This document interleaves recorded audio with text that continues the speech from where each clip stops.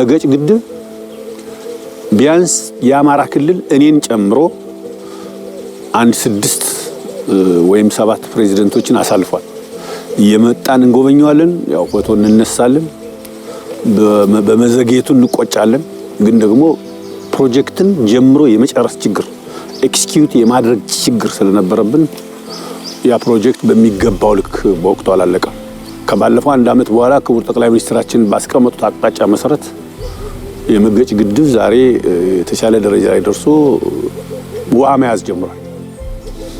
ውሃው የሚያርፍበት ቦታ ተለይቷል።